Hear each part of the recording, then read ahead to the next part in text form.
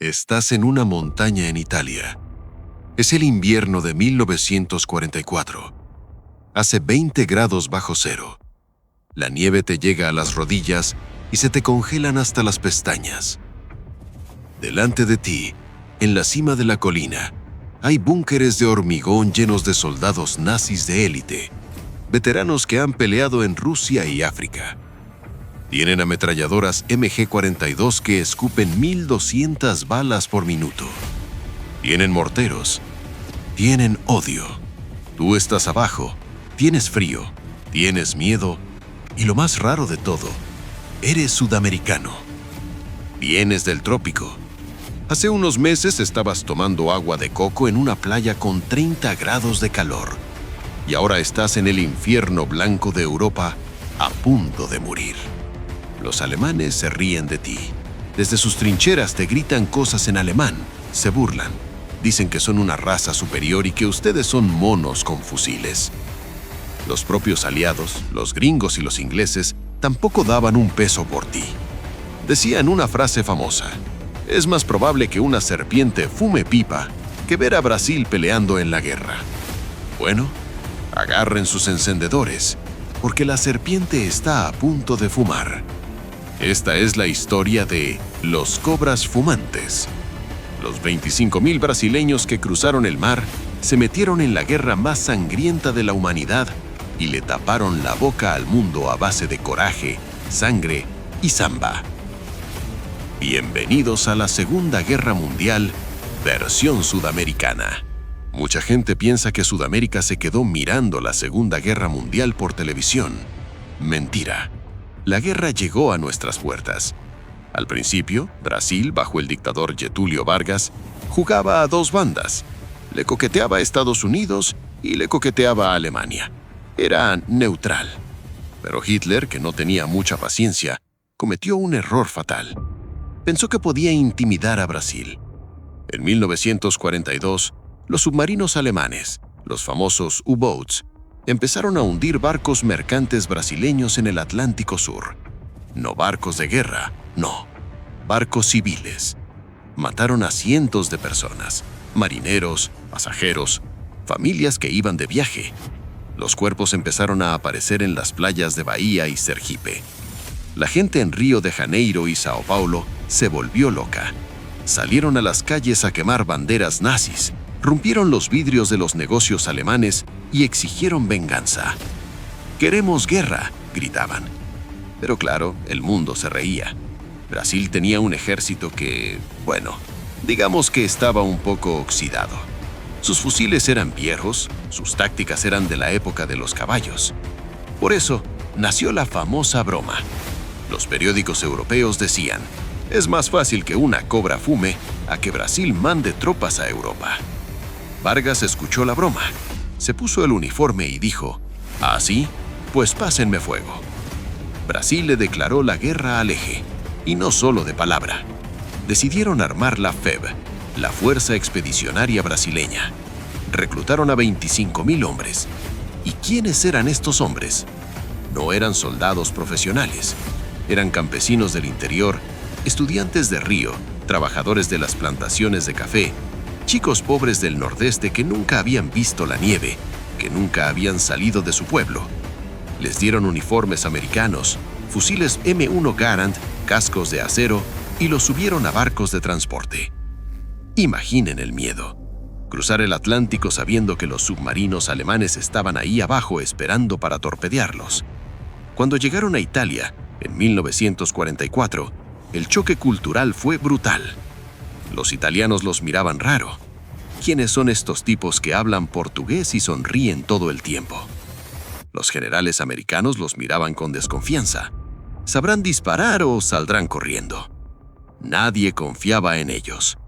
Los mandaron al frente más difícil, la línea gótica, una cadena de montañas fortificada donde los alemanes llevaban meses resistiendo. Y para colmo, llegó el invierno, el peor invierno en 50 años. El objetivo era Monte Castello, una colina maldita que controlaba todo el valle. Si no tomaban esa colina, los aliados no podían avanzar hacia el norte de Italia y llegar a Alemania. Los alemanes lo sabían. Habían convertido Monte Castello en una fortaleza. Tenían búnkeres de concreto, campos de minas y artillería apuntando a cada centímetro de terreno. Los brasileños llegaron en noviembre y empezó el calvario. Primero, el frío. Los uniformes que les dieron no eran suficientes para los menos 20 grados. A los soldados se les congelaban los pies, pie de trinchera. Muchos perdieron dedos. El fusil se te pegaba a la mano si no usabas guantes. Y ellos venían del calor. El sufrimiento físico era terrible. El 24 de noviembre lanzaron el primer ataque. Fue un desastre. Los alemanes los barrieron con ametralladoras desde arriba. Los brasileños tuvieron que retirarse dejando muertos en la nieve. Los americanos dijeron, ¿vieron? Les dijimos que no servían. Eso les dolió en el orgullo más que las balas. Lo intentaron de nuevo en diciembre. Otro fracaso. La lluvia transformó el suelo en un barro pegajoso donde los tanques se hundían. La moral estaba por el suelo. Pero aquí es donde sale la raza. En lugar de deprimirse, los brasileños se adaptaron. Aprendieron a moverse en la nieve, mejoraron sus patrullas nocturnas y se cosieron el famoso parche en el hombro, una cobra verde fumando una pipa. Se apropiaron de la burla. Sí, somos la cobra, y ahora vamos a morder. Llegó febrero de 1945. El general Mascareñas de Moraes, comandante de la FEB, reunió a sus hombres y les dijo, «Esta vez no volvemos atrás. O tomamos el monte o nos morimos todos ahí arriba». El plan era un ataque conjunto con la 10ª División de Montaña de Estados Unidos. A los brasileños les tocó la parte más fea: atacar de frente, cuesta arriba, sin cobertura, bajo la luz del día. Una misión suicida. Pausa ahí. Imagínate ser un campesino de Minas Gerais, a 10.000 kilómetros de casa, con los pies congelados, a punto de correr hacia una ametralladora nazi solo para demostrarle al mundo que no eres un cobarde. Si sientes ese orgullo latino, suscríbete ahora mismo, porque lo que viene es la batalla más épica de la historia de Brasil. 21 de febrero de 1945, 6 de la mañana. Empezó el infierno. La artillería brasileña y americana bombardearon la cima. El ruido era ensordecedor. Y entonces sonó el silbato. A la carga. Los soldados de la FEB salieron de sus agujeros y empezaron a subir corriendo por la nieve. «¡A Cobra está fumando!», gritaban. Los alemanes no se lo esperaban. Estaban acostumbrados a que los ataques pararan cuando ellos abrían fuego. Pero esta vez, los brasileños no paraban. Caía uno y 2 más seguían corriendo. El teniente aspirante Mega lideró un pelotón que flanqueó un nido de ametralladoras.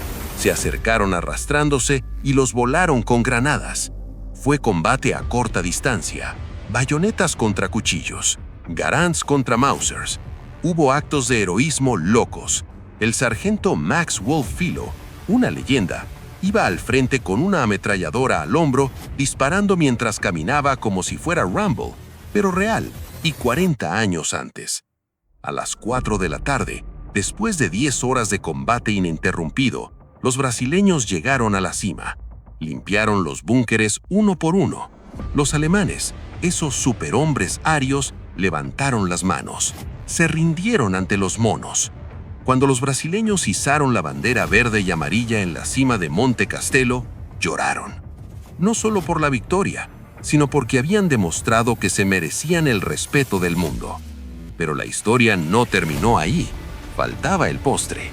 En abril, en la batalla de Colequio, la FEB estuvo de hacer algo que nadie creía posible. Rodearon a toda una división alemana, la 148, División de Infantería, y a restos de divisiones italianas fascistas. Estaban superados en número, pero los brasileños usaron la psicología. Les dijeron a los alemanes, «Están rodeados, la guerra terminó para ustedes y ríndanse y los trataremos bien». El 29 de abril ocurrió la imagen más surrealista de la guerra. El general alemán Otto Freder Pico, un aristocrático prusiano, se rindió ante el general brasileño Mascarenhas de Moraes. El saldo: los brasileños capturaron a 20.000 soldados nazis de una sola vez. ¡20.000! Tuvieron que improvisar campos de prisioneros porque no sabían dónde meter a tantos alemanes. Fue la primera y única vez que una división alemana entera se rindió ante un ejército sudamericano. La cobra no solo fumó, la cobra mordió, tragó y escupió al enemigo.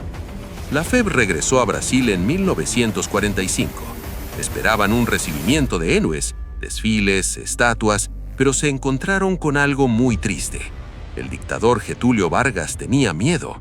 Tenía miedo de que esos 25.000 hombres que habían luchado por la democracia en Europa quisieran democracia también en Brasil.